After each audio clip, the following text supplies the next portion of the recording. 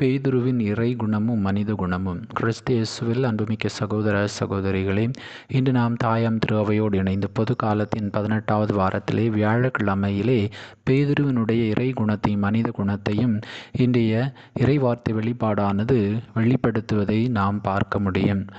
இன்றைய மத்தேயு நற்செய்தி 16ஆம் அதிகாரம் 13 முதல் 23 வரை உள்ள அந்த இறை வார்த்தையிலே ஆண்டவர் இயேசு என்னை பற்றி என்ன சொல்கிறார்கள் என்று கேட்கின்ற பொழுது முதலிலே இறைவாக்குனர் எனவும் எரேமியா என்றும் பல பதில்களை கூறுகின்றார்கள். இறுதியாக ஆண்டவர் இயேசு நீங்கள் என்னை பற்றி என்ன சொல்கிறீர்கள் என்று கேட்கின்ற பொழுது உடனே பேதுரு நீரே மெஸ்ஸியா, வாழும் கடவுளின் மகன் என்று சொல்லுகின்றார். அவ்வாறு சொல்லுகின்ற பொழுது ஆண்டவர் இயேசு அதற்கு கூறக்கூடிய பதில், இது நீராக சொல்லவில்லை, மாறாக விண்ணக தந்தையே உமக்கு இவற்றை வெளிப்படுத்தியுள்ளார் என்று அவர் கூறுகின்றார். மீண்டும் இது பேதுருவினுடைய இறை குணத்தை வெளிப்படுத்துவதை நாம் பார்க்க முடியும். அதே பேதுரு மீண்டுமாக ஆண்டவர் இயேசுவினுடைய பாடுகளை பட வேண்டும், சிலுவை சாவு, மரணம், இறப்பு, இதன் வழியாக மீட்பு கிடைக்கும் என்று சொல்லுகின்ற பொழுது இது உமக்கு நடக்கவே கூடாது என்று சொல்லி பேதுரு ஆண்டவரிடம் சொல்கின்ற பொழுது இயேசு உடனே அதற்கு சொல்லக்கூடிய வார்த்தை, என் கண்முன் இல்லாதே சாத்தானே, நீ கடவுளுக்குரியவை பற்றி எண்ணாமல் மனிதனுக்குரியவை பற்றி எண்ணுகிறாய் என்று சொல்லி அவர் வெளிப்படுத்துவதை நாம் பார்க்க முடியும். இது பேதுருவினுடைய மனித குணத்தை வெளிப்படுத்துகிறது. இவ்வாறு நம்முடைய அன்றாட வாழ்க்கையிலும் இறை குணமும் மனித குணமும் அவ்வப்போது வந்து கொண்டே தான் இருக்கும். ஆனால் நாம் அவ்வாறு வருகின்ற பொழுது நாம் வெளிப்படுத்தக்கூடிய நம்முடைய செயல்பாடுகள் எப்படி இருக்கிறது என்று நாம் பார்க்கின்ற பொழுது விசுவாசத்தினுடைய குணம், இறை குணத்துடன் இருக்கக்கூடியவர்கள் எப்படி தங்களுடைய வாழ்க்கையில் வரக்கூடிய எல்லா சூழ்நிலைகளையும் வெளிப்படுத்துகிறார் என்று பார்க்கின்ற பொழுது முதலாவதாக நம்பிக்கையும் அமைதியும். சூழ்நிலைகள் மோசமாக இருந்தாலும் உள்ளத்தில் அமைதி இருக்கும்போது என் கடவுள் என்னை நடத்துவார் என்கின்ற அந்த உறுதியான ஒரு மனநிலை இருக்கும். இரண்டாவதாக நேர்மையான முடிவுகள்.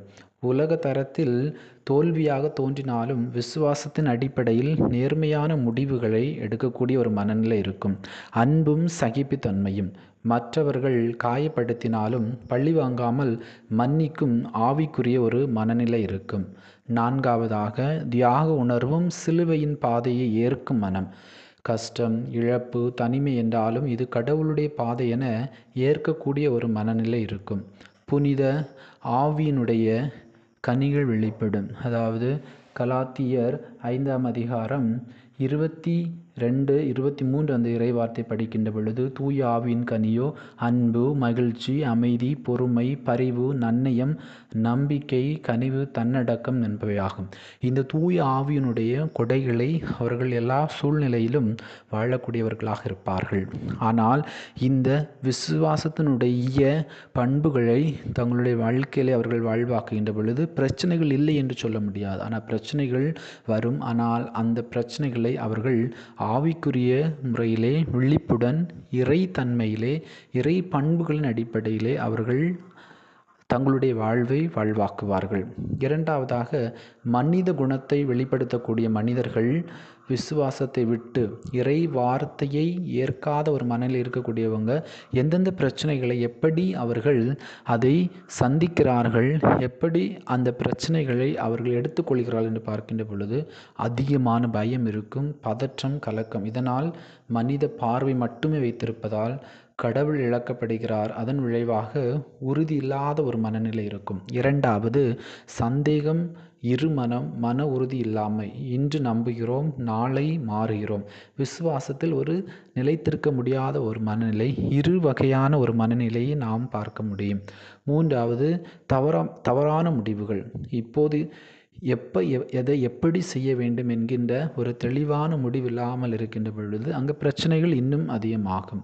அதே போலவே மற்றவர்களை குற்றம் சாட்டுவது, நியாயம் கூறுவது, சுய பரிசோதனை இல்லாமல் பிறரையே எப்போதும் காரணம் என கூறுவது, உலக ஆசைகள் வழிகாட்டியாக இருப்பது. பணம், வசதி, புகழ், பாதுகாப்பு, உடனடி நன்மை ஆகியவை முக்கியமாகிவிடும்.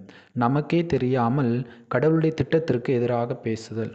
பேதுரு, இது உமக்கு நடக்கக்கூடாது, நாம் எதற்கு இப்படி நடக்க வேண்டும், ஏன் எனக்கு மட்டும் இப்படி பிரச்சனை வர வேண்டும் என்று நாம் கடவுளையே குற்றம் சாட்டக்கூடியவர்களாக இருப்போம். பாவங்களை நியாயப்படுத்துவது, இது பெரிய பாவம்தானா, எல்லாரும் இப்படி தான் செய்கிறார்கள் என்று நாம் நம்முடைய குற்றங்களை நியாயப்படுத்தக்கூடியவர்களாக இருப்போம். இவ்வாறு அந்த விசுவாசம் இல்லாமல் மனித சிந்தனையினால் சிந்திக்கக்கூடிய மனிதர்களுடைய வாழ்வு இப்படிப்பட்ட ஒரு வாழ்வாக இருக்கும். ஆம், கிறிஸ்து இயேசுவில் அன்புமிக்க சகோதர சகோதரிகளே, இன்றைய நற்செய்தியிலும் பேதுரு இரு வகையான மனநிலை கொண்டவராக இருக்கின்றார். ஒரு நேரத்திலே இறை தன்மை வெளிப்படுத்தக்கூடியவராக இருக்கின்றார், இன்னொரு நேரத்திலே மனித தன்மை வெளிப்படுத்தக்கூடியவராக இருக்கிறார். நம்முடைய வாழ்க்கையிலும் நாம் சில நேரங்களிலே இறைத்தன்மை வெளிப்படுத்தக்கூடியவராக இருக்கிறோம், சில நேரங்களிலே மனித தன்மை வெளிப்படுத்தக்கூடியவராக இருக்கின்றோம். ஆனால் நாம் இறைத்தன்மையை வெளிப்படுத்துகின்ற பொழுது நாம் இன்னும் அளவுக்கு அதிகமான அருளையும் ஆசீர்வாதத்தையும் நிறைவாக பெறக்கூடியவர்களாக இருப்போம். எனவே தவறுவது மனித இயல்பு. ஆனால் மீண்டும் மீண்டும் நாம் தவறுகள் செய்யாமல் இறைத்தன்மை வெளிப்படுத்தக்கூடியவர்களாக தூய ஆவியினுடைய அந்த கனிகளைப் போல அன்பு, இரக்கம், மன்னிப்பு, அமைதி, பொறுமை, பரிவு, கனிவு, தன்னடக்கம் போன்ற நல்ல பண்புகளை நாம் வாழ்வாக்குகின்ற பொழுது, தூய ஆவியினுடைய கனிகளை வாழ்வாக்குகின்ற பொழுது உண்மையிலேயே நம் வாழ்வானது இறைத்தன்மையை வெளிப்படுத்தக்கூடியவர்களாக, இறைவனுடைய சாயலிலே நல்லவற்றை வாழ்வாக்கக்கூடியவர்களாக இருப்போம். அதற்கு தேவையான அருள் வேண்டி நாம் இந்த நாளிலே சிறப்பாக இறைவனை நோக்கி மன்றாடுவோம். எல்லாமல்ல இறைவன், தந்தை, மகன், தூய ஆவி உங்களை நிறைவாக ஆசீர்வதிப்பாராக. ஆமீன்.